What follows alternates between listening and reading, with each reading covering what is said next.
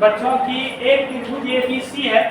ये त्रिभुज इस प्रकार है कि बीसी पर एक बी बिंदु इस प्रकार डाला गया है कि एंगल एडीसी और बीएसी दोनों कैसा है? बराबर है। बराबर है। तो हमें सिद्ध क्या करना है? CA square. क्या सिद्ध करना है बच्चों? CA square. और CA स्क्वायर मतलब CA का square equal to CB into CD।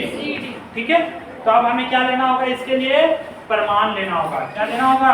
प्रमाण। अब तो जब प्रमाण लेना होगा, इसको देखिएगा, ये आपका हम कर दिए, इसको ध्यान रखिएगा। ठीक है, कौन कौन सा त्रिभुज को हमको लेना की जरूरत पड़ेगा?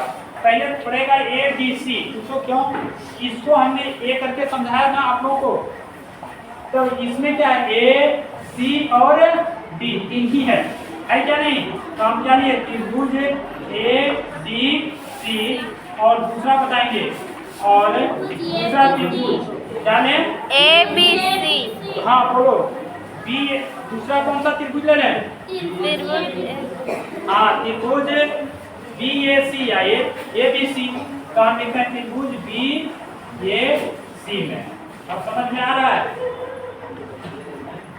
इतना दूर तक? यहाँ तक कि त्रिभुज मैंने पहले कौन लिया? ADC, दूसरा लिया BAC। अब इसका देखना हम कैसे लिखते हैं इसको बना लेते हैं इस प्रकार से, तब ज्यादा आपको समझ में आएगा। इसका नाम है A, B और C। दूसरा का नाम है BAC।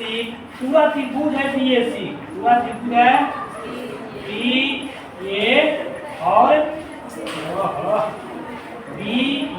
और C है। ठीक है, यही है। अब इसमें हम देखेंगे बच्चों, क्या देखते हैं कि त्रिभुज में इस त्रिभुज का एंगल D और इस त्रिभुज का एंगल A दोनों क्या है? बराबर दिया हुआ है ना? कहाँ दिया हुआ है? यहाँ पे।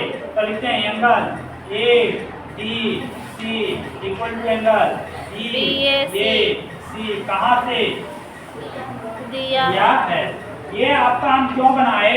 क्योंकि इस त्रिभुज में भी C आता है और इस त्रिभुज में भी C आया और इस त्रिभुज में भी, तो C कैसा हो गया? बोलो रे, एंगल C कैसा?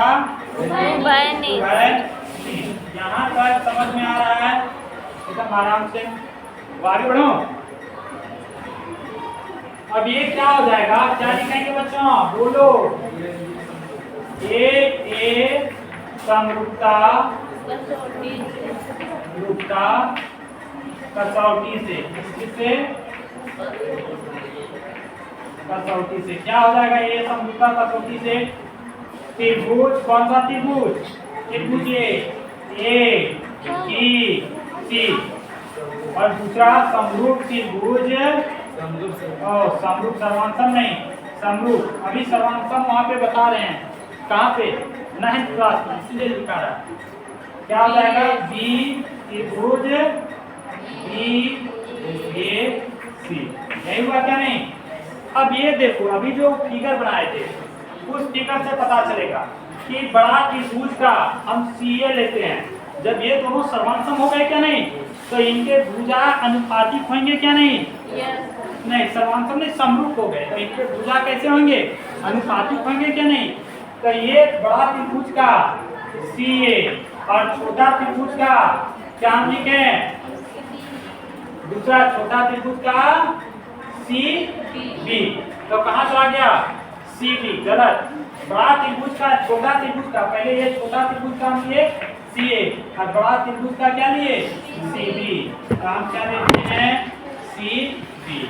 आगे देखो, CD क्या लिए बच्चों? छोटा त्रिभुज का CD, छोटा त्रिभुज का CD और बड़ा त्रिभुज का CA। क्या? CA। इसको दो त्रिभुज जब कर लेंगे ना, दो त्रिभुज, तो आपको मीनिंग आएगा जो हम त्रिभुज पहले किए थे, है ना? ये क्या हुआ? क्योंकि इनके त्रिभुज जो है सो दोनों त्रिभुज आपस में कैसे हैं, समरूप हैं। और जब समरूप त्रिभुज होते हैं तो उनकी भुजा कैसी होती है, समानुपातिक होती है, होते हैं क्या नहीं।